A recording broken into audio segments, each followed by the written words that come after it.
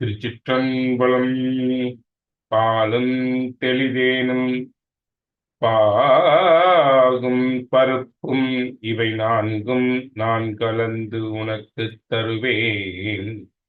கோலம் செய் துங்கக் கரிமுகத்து தூமணியே, நீ எனக்கு சங்கத்தமிழ், நீ எனக்கு சங்கத்தமிழ் மூன்றும் தா, நீ எனக்கு சங்கத்தமிழ் மூன்றும் தா.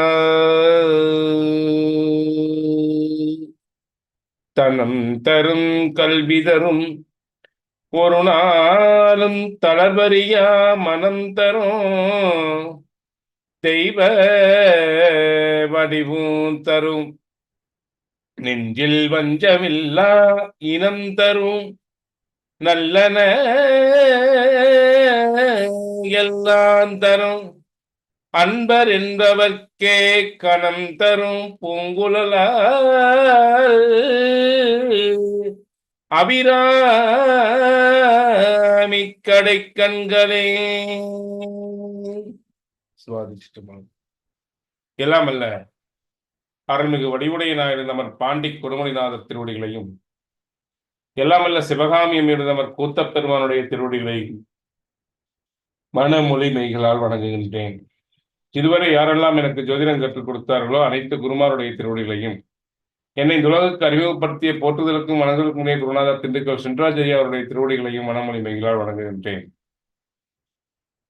நண்பர்கள் அனைவருக்கும் வணக்கம். இன்னைக்கு நம்ம பார்க்க போறது சனி பகவான் கொடுக்கும் திருமணம் எப்படி இருக்கும்.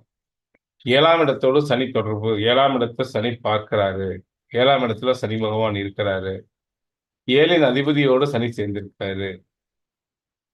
இப்போ இந்த சனி பகவான் 7ஆம் இடத்தை தொட்டால் திருமண வாழ்க்கை எப்படி இருக்கு? இப்ப சனி கொடுக்கும் திருமணம், 7ஆம் இடத்தோடு சனி தொடர்பு வரும்போது அங்க சனி கொடுக்கும் திருமணம் எந்த மாதிரியான வாழ்க்கை கொடுக்குது? சனி பகவான் அப்படின்னா நம்முடைய சித்தாந்தப்படி என்ன சொல்றோம்? பிராப்த கர்மா, ஒரு அனுபவிக்க வேண்டிய கசப்பான கர்மா அங்க இருக்குதுன்னு அர்த்தம். அப்போ எதிலையும் நிதானமும் பொறுமையும் உள்ளவர்களுக்கு சனி பகவானால தீங்கு வராது. அந்த நிதானம், பொறுமை, அந்த கசப்புகளை, அதாவது இப்ப திருமணம் ஒருத்தருக்கு இப்போ ஒரு உதாரணம் ஜாஸ்தி எடுத்துக்கணும். நம்ம எப்பவும் போல சாட் கொடுத்து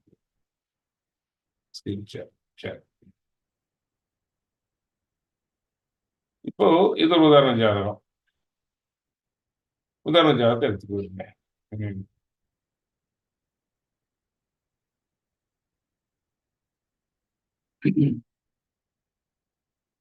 கடக லக்னம். இப்ப இந்த கடக லக்னத்துக்கு சனி பகவான் 5ஆம் இடத்தில் இருக்காரு. 5ஆம் இடத்தில் இருக்கக்கூடிய சனி பகவான் 3ஆம் பார்வையா 7ஆம் இடத்தை பார்த்துடுறாரு. 7க்குடையவரே சனி பகவான் தான். எப்பவுமே கடக சிம்ம லக்னத்துக்கு சனி பகவான் மறையணும், மறைஞ்சா நல்லது. சரி, 5லுக்கு வந்துட்டாரு. இந்த பொண்ணுக்கு பார்த்தீங்கன்னா லவ் மேரேஜ் தான். ஆனா இந்த சனி 5ல் 3ஆம் பார்வையாக 7ஆம் இடத்தை பார்க்கறதுனால என்ன செய்யுன்னு கேட்டீங்கன்னா, இள வயசுல திருமணம் ஆகக்கூடாது. திருமணம் லேட் மேரேஜா ஆனா பிரச்சனை இல்லை. ஒரு 29, 28, 29, 30ல திருமணம் ஆகுது அப்படின்னா பிரச்சனை இல்லை. ஏன்னா அந்த வயோதிக தன்மை, திருமணம் இல்லையே, திருமணம் நடக்கலையே அப்படிங்கிற ஒரு கசப்பான உணர்வை கொடுத்து, திருமணம் நடந்தா என்ன, நடக்காட்டி என்ன அப்படிங்கிற மாதிரி ஒரு கசப்பு அனுஷ்டாங்க வச்சுக்கோங்க. வாழ்க்கையில் அந்த கர்மா அனுஷ்டாங்க வச்சுக்கோங்க. இனி ஆனா என்ன, ஆவாட்டி என்ன அப்படிங்கிற மாதிரி ஒரு கசப்பு அனுஷ்டாங்கன்னா திருமண வாழ்க்கையில உங்களுக்கு மட்டும் திருமணம் ஆகும்போது பிரச்சனைகள் கொடுக்கறது இல்லை, வாழ்க்கையை சுமூத்தா போயிடுது. திருமணத்து மேல எவ்வளவு விருப்பப்பட்டு சீக்கிரம் திருமணம் நடக்குதோ அவ்வளவு கசப்புகளை அள்ளி கொட்டிடுது. திருமணத்துக்கு பிறகு கசப்பான ஒரு திருமணத்தை, கசப்பான ஒரு வாழ்க்கையை கொடுத்துருது.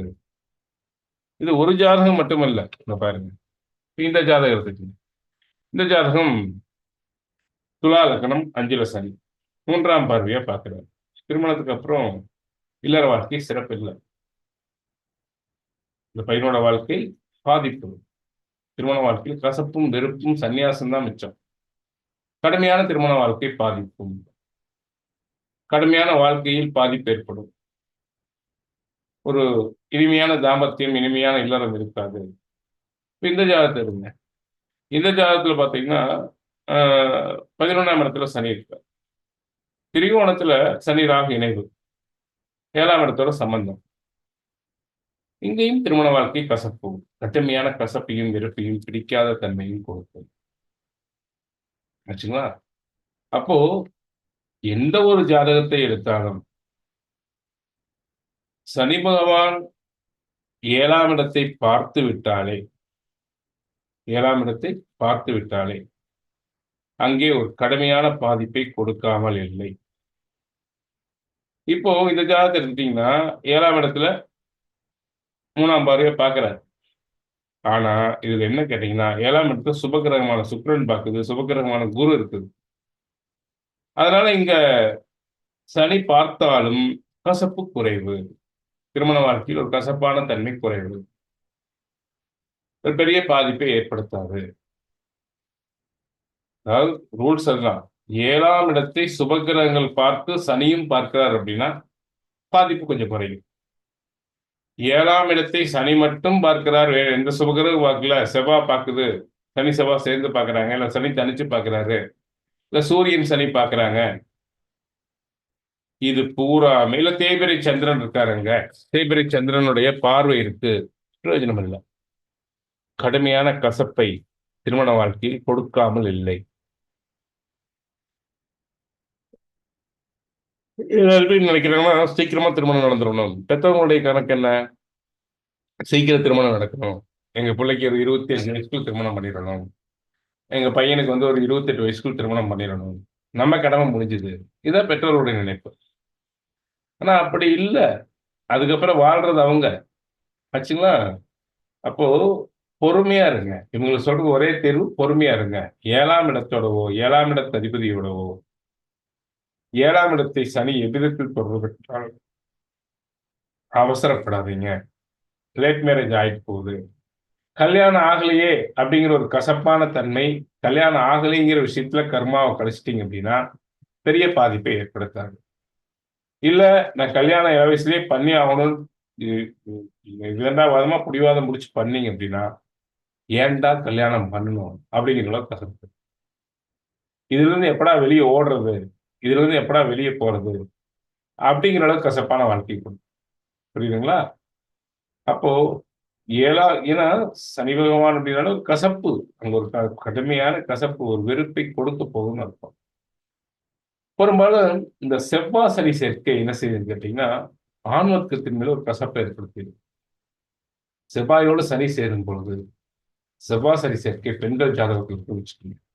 ஒரு பெண்ணுக்கு கணவன், கணவன் தான் செவ்வாய். ஆணை குறிக்கக்கூடிய கிரகம் செவ்வாய். இப்போ செவ்வாய் சனி சேர்க்கை கணவன் மீது ஒரு கசப்பை ஏற்படுத்தாமல் இல்லை. ஒரு கசப்பை கட்டாயம் உமிழ்கிறது. வாழ்க்கை துணை மீது ஒரு கசப்பை உமிழ்கிறது. அதுவும் பெண்ணோட ஜாதகத்துல செவ்வாய் சனி சேர்க்கை வாழ்க்கை துணை மீது ஒரு ஒரு கசப்பை உமிழாமல் இல்லை. அப்போ 7ஆம் இடத்தோடு சனி தொடர்பு பெற்றாலே திருமணம் பொறுமையா தான் நடக்கும். பொறுமையா நடக்கிறது தான் நல்லது. அவங்களுக்கு சந்தோஷமான வாழ்க்கை அமையும். ஓரளவுக்காவது சந்தோஷமான வாழ்க்கை அமையும். சனி பார்த்தா அந்த கசப்பு இருக்கத்தான் செய்யும். ஓரளவுக்காவது சந்தோஷமான வாழ்க்கை. இதுக்கு என்ன சார் செய்யறது? சனி 7ஆம் இடத்தோடு தொடர்பு பெற்றுச்சு. இப்ப இது என்ன வழிபாடு செய்யறது? என்ன பண்றது? அப்படின்னு கேட்டீங்கன்னா, அதாவது கால பைரவருக்கு வெள்ளிக்கிழமை தோறும் ராகு காலத்துல ஒரு மரிக்குழுந்து ஒரு கட்டு, புனுகு கடையில கிடைக்குன்னா புனுகுன்னு கிடைக்கும். புனுகு செஞ்சு, புனுகு வாங்கி இந்த மரிக்குழுந்துல தடவி, மரிக்குழுந்த காலபைரவருக்கு சாத்துங்க. காலபைரவருக்கு பாயச நைவேத்தியம். அதுவும் பலாப்பழ பாயசமா இருந்தா ரொம்ப சிறப்பு. பலாப்பழத்துல பாயசம் செய்வாங்க. கோயில்ல கேட்டா சொல்லுவாங்க. இல்லைன்னா பாசிப்பருப்பு பாயசம். இல்ல கடலைப்பருப்பு பாயசம். ஆச்சுங்களா? இல்ல கேசரி. இதுல ஏதோ ஒரு நைவேத்தியம். வெள்ளிக்கிழமை மாசத்துல ஒரு வெள்ளிக்கிழமை. மாசத்துல ஒரு வெள்ளிக்கிழமை. சுவாமிக்கு நைவேத்தியம் செய்து, இந்த மரிக்குழுந்து புனுகு சாத்தி, வர்றவங்களுக்கெல்லாம் பிரசாதமா அவங்க கையால அள்ளி குடுக்கணும். தள்ளி கொடுக்கணும். கொடுக்கும்போது அந்த கசப்பு குறையுது. அப்படியே லேசா அந்த கசப்பு குறைஞ்சிட்டு வரது பார்க்கணும். ஆச்சுங்களா? அப்படியே உங்க மனமே ஒரு லகுவாகும். பார்க்கலாம். அப்போ திருமண வாழ்க்கையில் இந்த சனி கொடுக்கும் திருமணம் ஒரு கசப்பை ஏற்படுத்துகிறது என்றால் அவசரப்படக்கூடாது. அவசரப்பட்டோம் அப்படின்னா கசப்பான வாழ்க்கைக்கு கொண்டு போய் தள்ளிருவோம். பொறுமையா, நிதானமா இருக்கணும். நிதானமா இருக்கணும். இருந்தா நல்லது. அதே மாரி பொருத்தம் பார்க்கும்போது என்ன செய்யணும்னு கேட்டீங்கன்னா, எங்க இவர் இந்த ஒரு ஒரு வரனுக்கு யாருக்கு ஒரு பெண்ணுக்கு பார்க்குறோம். பெண்ணுக்கு வந்து உதாரணத்துக்கு கடக லக்கணத்துக்கு 7ஆம் அதிபதி சனி. மகரம் 7ஆம் இடம். 7ஆம் அதிபதி சனி. அவர் வந்து விருச்சிகத்தில் நின்று 3ஆம் பார்வையாக மகரத்த பார்க்கிறார்ன்னு வச்சுக்கங்க. இப்ப நம்ம ஒரு ஜாதகம் பார்த்தோம்ல, மகரத்த பார்க்குறார்ன்னு வச்சுக்கங்க. இந்த மகரத்துல ஆணுக்கு சுபகிரகங்கள் இருக்கிற மாரி, மகரத்துல ஆணுக்கு சுக்கிரன் இருக்கிற மாரியோ, புதன் இருக்கிற மாரியோ, குரு இருக்கிற மாரியோ வரன புடிச்சிட்டோம்னு வச்சுக்கங்க. இந்த கசப்பு குறையும். இந்த கசப்பு குறையும். இன்பங்கள் பெருகும். எப்படி பார்க்கணும்? ஆணுக்கு யார் ஜாதகத்துல 7ஆம் இடத்த சனி பார்க்குதோ, அந்த இடத்துல குருவோ, சுக்கிரனோ, புதனோ குருவோ, சுக்கிரனோ, புதனோ இருக்கிற மாரி வரன் புடிச்சிட்டோம் அப்படின்னா, அந்த திருமண வாழ்க்கையில அந்த கசப்பை குறைத்துக் கொள்ளலாம். கசப்பு குறையும். இத அனுபவபூர்வமா நீங்க பார்க்கலாம். ஆச்சுங்களா? அப்போ வெள்ளிக்கிழமை தோறும் காலபைரவர் வழிபாடும், பாயச நைவேத்தியமும், அதே மாரி வரன் பார்க்கும்போது, இவங்க ஒரு பெண்ணினுடைய 7ஆம் இடத்த சனி பார்க்கிறார் அப்படின்னா, அது என்ன ராசியோ அந்த ராசியில், அந்த 7ஆம் இடம் என்ன ராசியா வருதோ, அந்த ராசியில் ஆணுக்கு குருவோ, சுக்கிரனோ, புதனோ இருக்கும் பொழுது கசப்பு அங்க குறையுது. வாழ்க்கை இனிமையா இருக்குது. அப்படிங்கிறத நீங்க புரிஞ்சுக்கணும். இந்த மாரி பார்த்து அனுப்பிச்சீங்க அப்படின்னா, வாழ்க்கை மண்ணில் நல்ல வண்ணம் வாழலாம் வைகிலும், எண்ணில் நல்கதிக்கு யாதுமோர் குறைவில்லாமல் சிறப்பாக அவர்கள் வாழ்வார்கள் என்பது திண்ணம். சரிங்களா? அப்போ சார், திருமண வாழ்க்கை அப்படிங்கிறது, என்னப்பா கல்யாணம் பண்ணணும்? வாழ்க்கைய எப்படா இந்த வாழ்க்கைய விட்டு வெளிய போவோம்? அப்படி ஆயிறக்கூடாது. அதாவது ஒரு உயிரும், ஒரு ஒரு மலரும் மனம் போல அது. அது கசந்திரக்கூடாது. ஆச்சுங்களா? உயிரினுடைய உணர்வுகளை தட்டி எழுப்பக்கூடியது திருமண வாழ்க்கை. அது கசப்பா போயிறக்கூடாது. அதனால ஏதோ கல்யாணம் பண்ணோம், ஏதோ வாழ்றோம் அப்படிங்கிறது வாழ்க்கை இல்ல. அப்போ அதனால நம்முடைய தமிழர்களுடைய பண்பாட்டுல, வெள்ளைக்காரனுடைய இதுல திருமணம் அப்படின்னா காமம். அது ஒண்ணு தான் தெரியும். திருமணத்துல காமம் மட்டும் தான் தெரியும். ஆண், பெண் எதுக்கு சேர்றது? காமம். ஆனா நம்ம தமிழர் நம்முடைய பண்பாடு திருமணம் என்பது காமம் கிடையாது. காமம் என்பது ஒரு ஒரு அங்கம் அதுல. காமம் என்பது ஒரு அங்கம். லைஃப் போர் அடிக்காம இருக்கிறது ஒரு ஒரு அங்கம். நம்ம தமிழர்கள் அறம் என்று சொன்னார்கள். அது அறத்தை செய்வதற்காக என்று சொன்னார்கள். அந்த அறமே செஞ்சுட்டு இருந்தா போர் அடிச்சு போயிரும். அதுக்காகத்தான் அதுல காமத்தை கலந்து வச்சார் இறைவன். இன்பத்தையும் கலந்து வச்சார். அப்போ நம்முடைய இல்லறம் அறமாக வேண்டும் என்றால், அறத்தை நோக்கி நகர வேண்டும் என்றால், அதில் இன்பமும் இருக்க வேண்டும். அந்த இன்பம் இருப்பதற்கு, கசப்பில்லாத இன்பமாக இருப்பதற்கு, நான் சொன்ன இந்த வழிமுறைகள கடைபிடிங்க. பொருத்தமா இருக்கும்போது இதே மாரி கடைபிடிங்க. சிறப்பா அமையும். மீண்டும் இன்னொரு பதிவில் சந்திக்கும் வரை உங்களிடமிருந்து விடைபெறுவது பாண்டிக் கொள்முதலாளரிடமே ஆஸ்ட்ரோ சதீஷ்குமார். நன்றி, வணக்கம்.